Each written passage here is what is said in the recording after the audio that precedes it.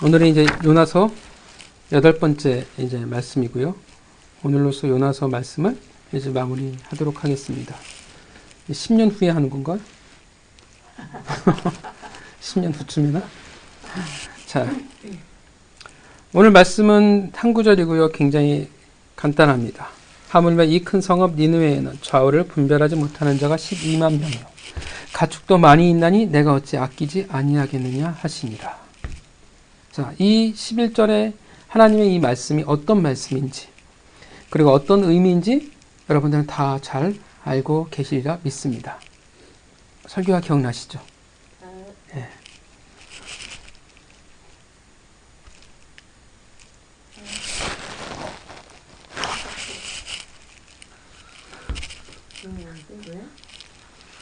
자, 이게 요나의 11절의 요나의 결말이요. 요나가 가지고 있던 죽기까지 그 합당한 의의를 한 방에 무너뜨리는 말씀이었습니다. 이 박넝쿨에 이어진 이 한마디의 말씀으로 요나는 그가 가진 의의가 무너질 수밖에 없었습니다. 그래서 오늘 11절이 요나서의 결말이고 최절정이라고 말할 수 있습니다. 그런데 우리 이 요나서의 특징이죠. 이 본문의 어색함은 어디에 있냐 하면 마무리에 있다라는 거예요. 굉장히 마무리가 어색하게 마무리 짓습니다. 보통 어떻게 돼요? 책은 소설이 한 편이라 어떻게 다 전개가 되어져요? 스토리는 여러분 국어 시간에 배웠지만 발단, 전개, 위기, 절정, 결말. 맞나? 위기하고 절정을 바꿨나? 보통 이런 이제 구조로 이제 글들이 이어지게 돼 있습니다.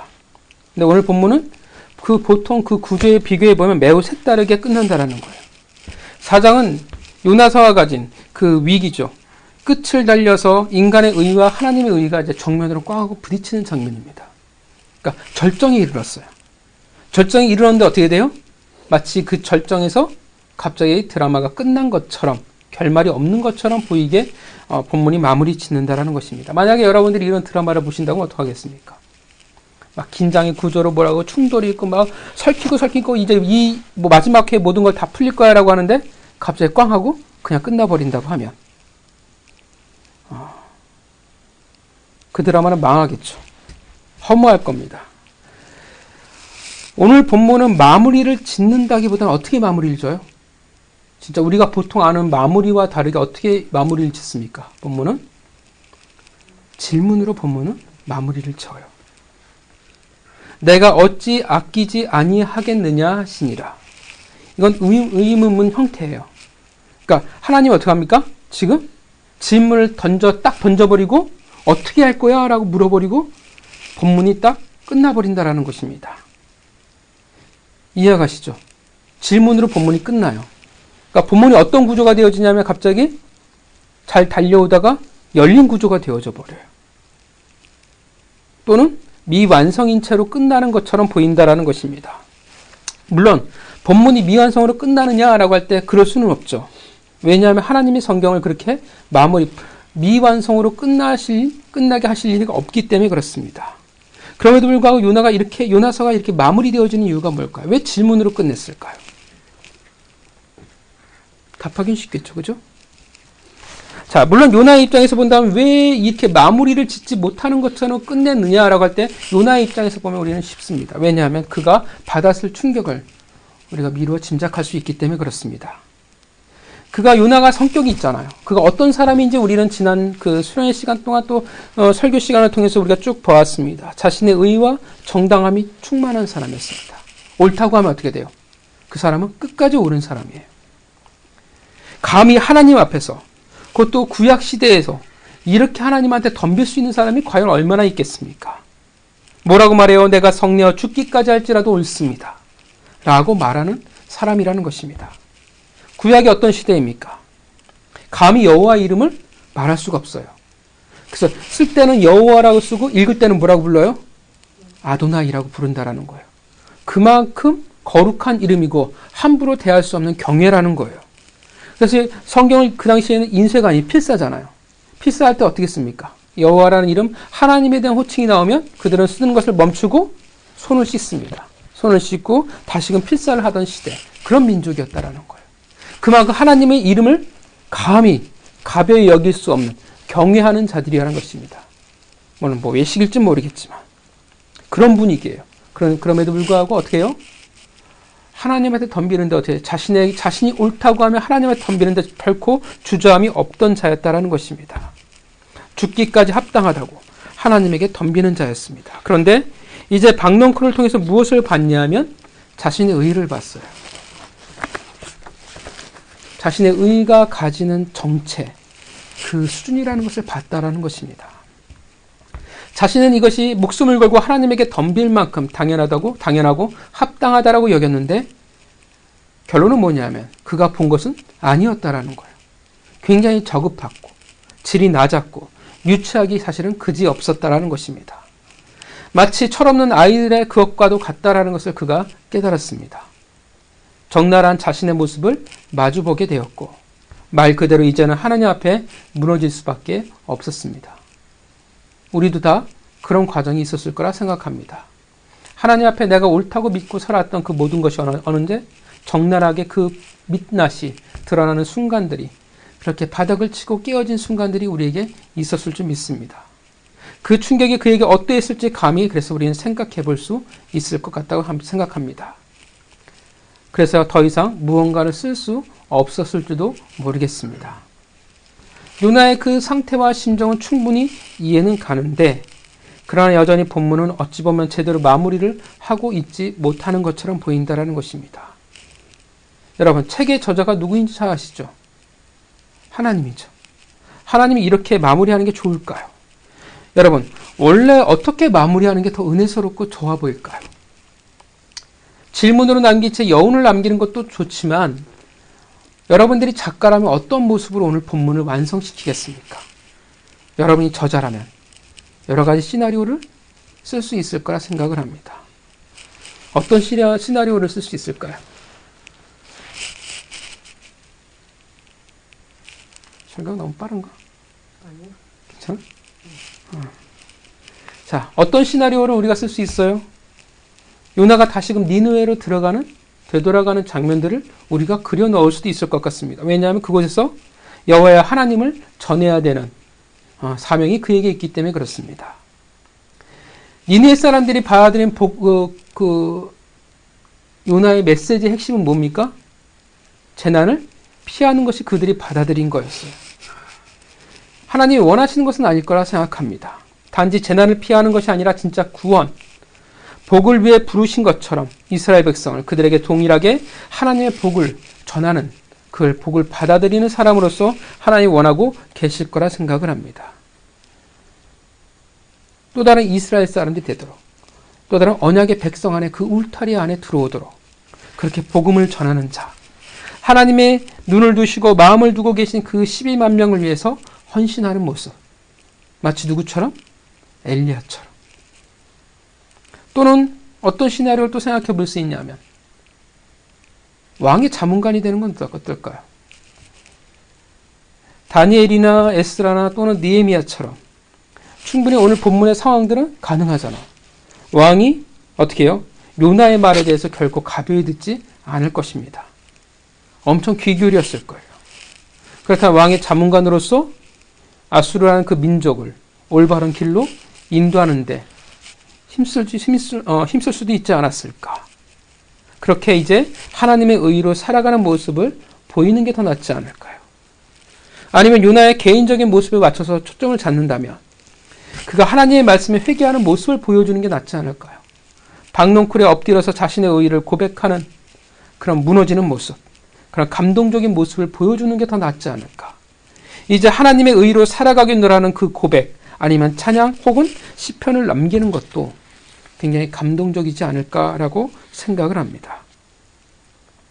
그것이 훨씬 더 아름답게 마무리가 되어질 것 같은데, 그런데 왜 본문은 이렇게 질문으로 이 본문을, 요나서를 마무리하고 있을까요? 분명 말씀이라는 것이 어떤 겁니까? 개인의 감정을 전하는 건 아니잖아. 목적이 있을 거 아니에요. 분명 요나는 충격에 위해서 마무리 짓지 못할 수도 있고 여기서 끝낼 수도 있겠지만, 그러나 저자는 하나님이에요.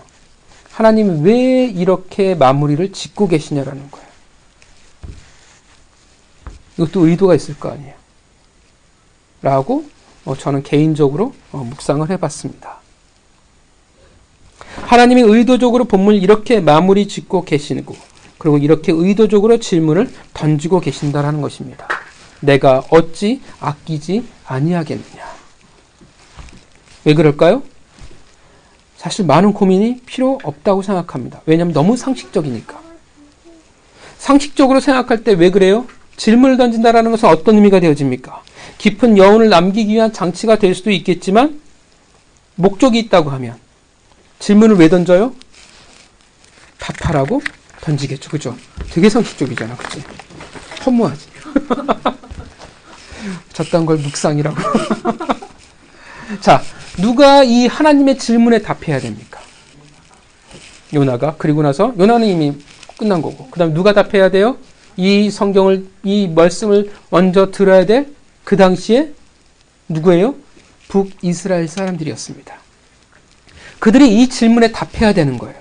하나님의 마음에 답을 해야 한다라는 것입니다. 여러분, 북이스라엘 사람들이 어떤 사람이었습니까?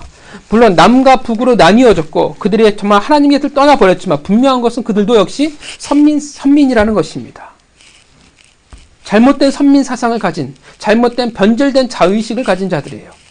부르심을 망각해버렸어요. 하나님의 선택받은 백성이라는 쓸데없는 자부심이 있을 뿐입니다. 제대로 하나님을 섬기거나 하면서 그러면 이해라도 할 텐데 그들은 그러지 않습니다. 그러나 하나님을 섬기고 그리고 바알을 섬기는 자들이었습니다. 바알을 섬기며 물질이 전부인 것처럼 살아가는 그들이었습니다. 그럼에도 불구하고 구원의 필요성을 못 느끼는 그들이었습니다. 왜 구원의 필요성을 못 느껴요? 그들은 택함을 받은 자들이라 여겼기 때문에 그렇습니다. 하나님의 백성이건만 하나님의 얼굴을 마주하지도 않는, 사실 죽기보다 합당한 요나보다 못한 이들이 누구냐면 북이스라엘 사람들이라는 것입니다. 그들은 엉터리였어요. 여러분, 니느웨 사람들이 듣는 요나의 메시지는 어떤 메시지였습니까? 질이 아주 낮은, 진짜 요즘 말로 하면 불신지요. 그 정도의 단순한 메시지였다라는 거예요. 그런 단순한 메시지와 그 단순한 그런 열정에 반응하는 니느웨만도 못한 북이스라엘 사람들. 똑같은 선지자를 갖다 놨어요. 오히려 이 북이스라엘은 더 많은 선지자가 있었죠. 요나와 함께 그 동시대에 활동했던 선지자가 누구였어요? 호세아와 아모스였습니다. 방심하지 말지어다. 그 외에도 많은 선지자들이 있었을 텐데 그들은 변하지 않습니다. 오히려 엉터리 같은 선지자를 하나 갖다 놨는데 그를 통해서 니느웨가 변한다라는 거예요. 북이스라엘은 안 돼요.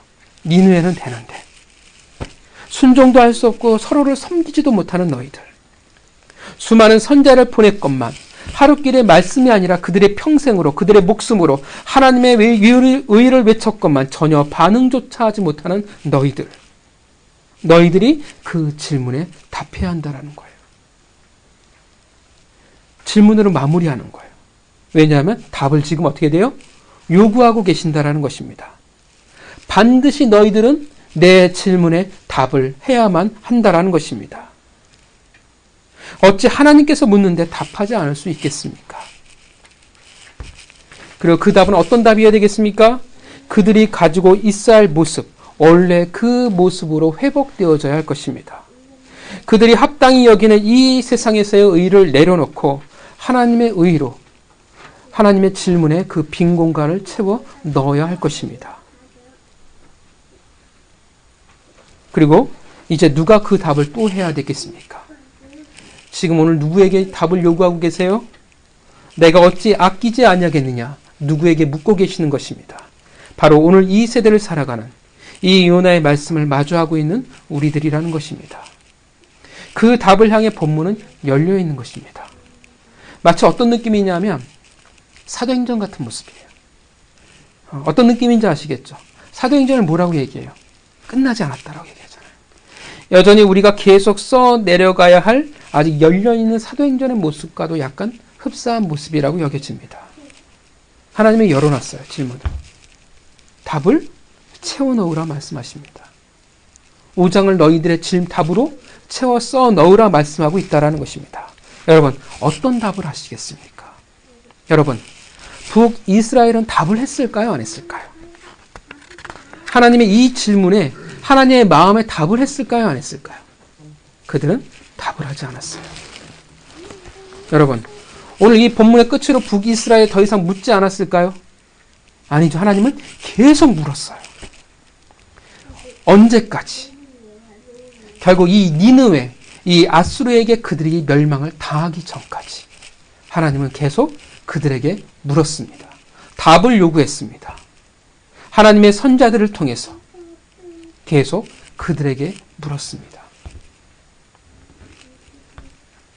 그런데 그들은 답하지 않았어요. 그들은 끝까지 답하지 않았습니다. 왜 답하지 않았을까요?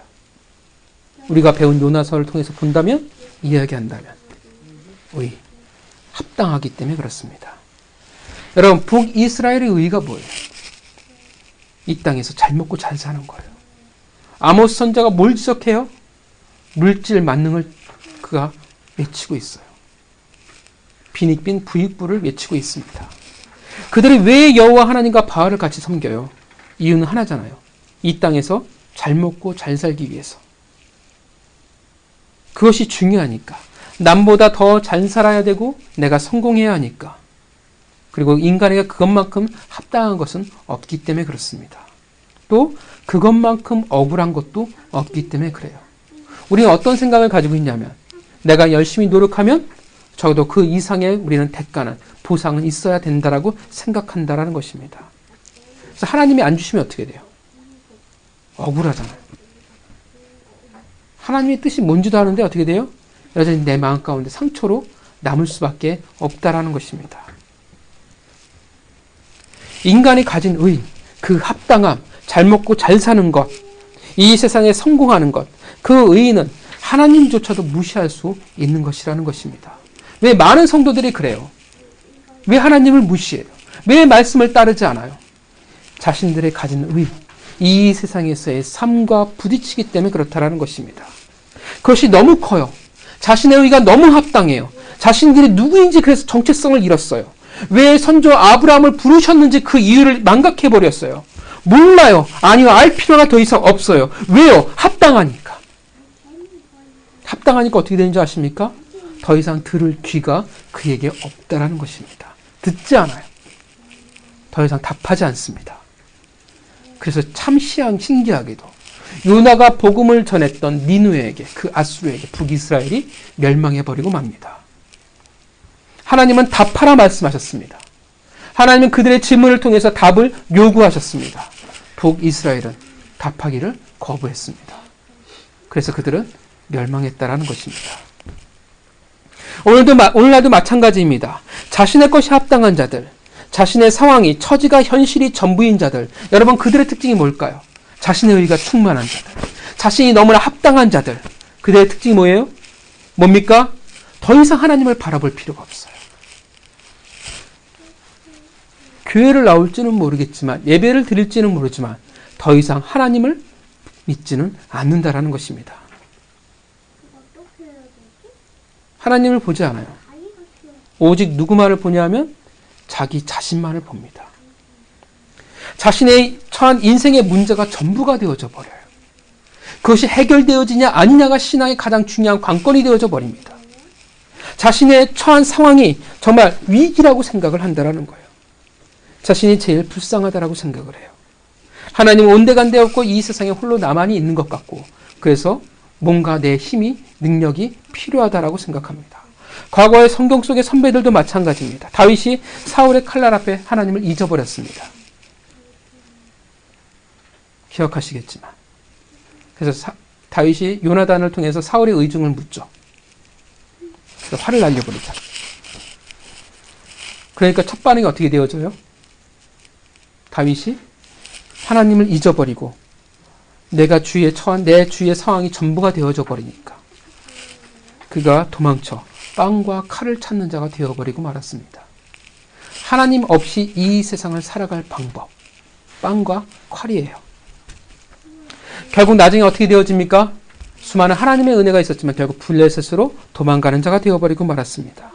아브라함도 마찬가지였고, 야곱도 마찬가지였고, 엘리야도 마찬가지였습니다. 하나님 없는 자기 자신만이 남겨졌다고 생각했을 때, 자기 자신만이 전부가 되어졌을 때 그들은 사명을 지킬 수 없었고 무너질 수밖에 없었습니다. 그들은 듣지 못했고 그들은 보지 못하는 자가 되어버렸습니다. 그래서 얼마나 돌고 도는 인생을 살아가야 하는지 우리는 그들의 인생을 통해서 우리는 봐왔습니다.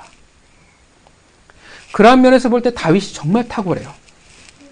다윗이 어떤 점이 가장 탁월합니까? 다윗은 돌이키는 데 있어서 탁월해요.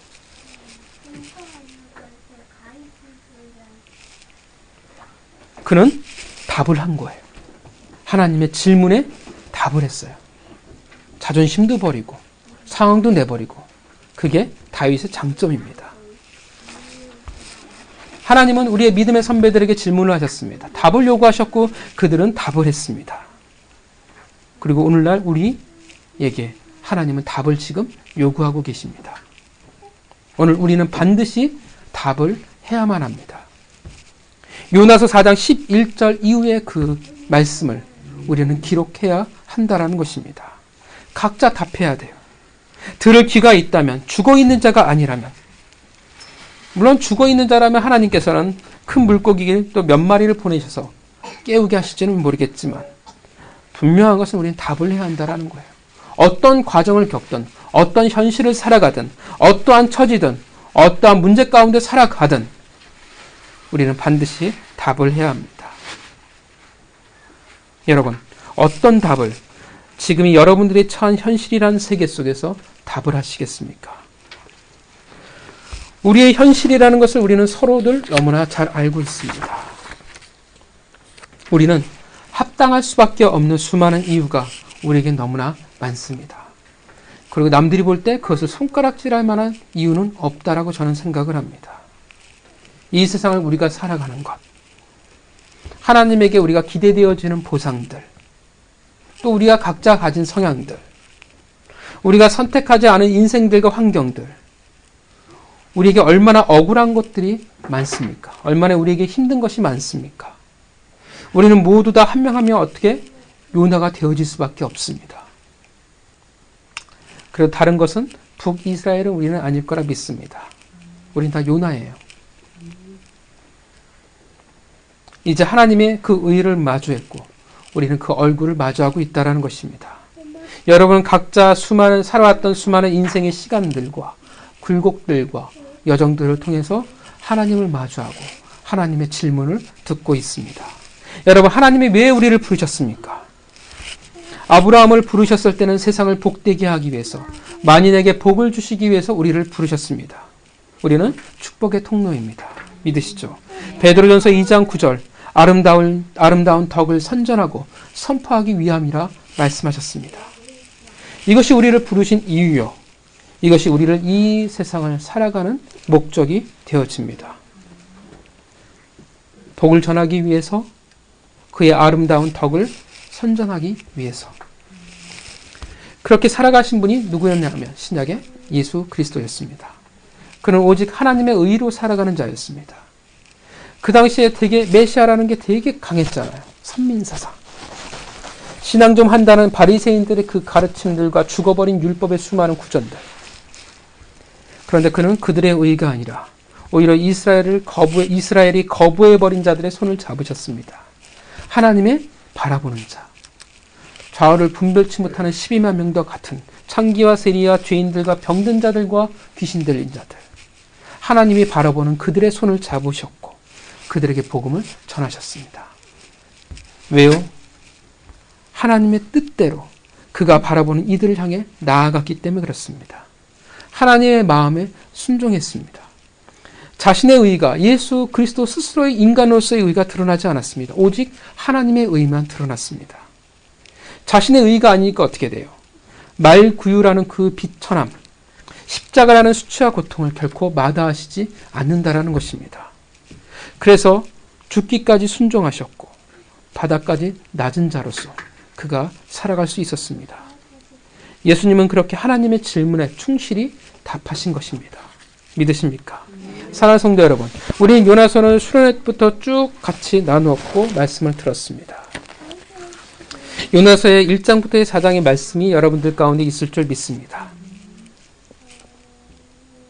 질문에도 답할 수 있기를 바랍니다.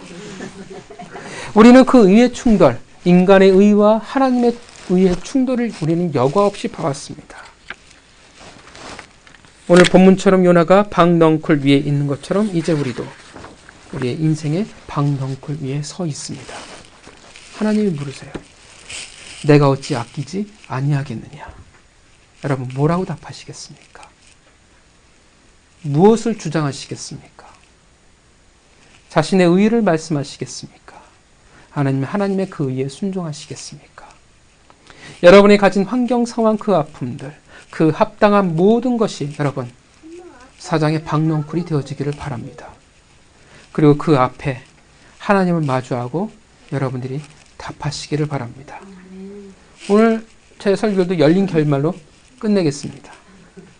답은 여러분들이 하시기 바랍니다. 바라기는 괜히 또 다른 풍랑과 큰 물고기를 만날 필요는 없다라고 생각을 합니다. 왜냐하면 우리는 결국 어떻게 돼요? 어떤 인생의 굴곡과 여정을 통해서라도 결국은 요나서 4장 위에 그 방넝쿨 위에서 하나님을 마주하기 때문에 그렇습니다. 결국은 또 어떻게 돼요? 하나님의 그 질문에 또 답해야 되기 때문에 그렇습니다. 여러분, 요나서 4장 그 너머의 페이지를 여러분들이 채워 넣으시기를 바랍니다. 멋진 고백을 남기든 시편을 남기시든 아니면 자신의 처지를 떠나 니느웨를 향해 여러분들이 나아가든 여러분들이 각자의 이제 성경의 또 다른 저자가 되어서 작가가 되어서 하나님의 멋진 결말을 요나서의 5장을 채워 넣으시기를 주님의 이름으로 축원합니다. 같이 묵상하도록 하겠습니다.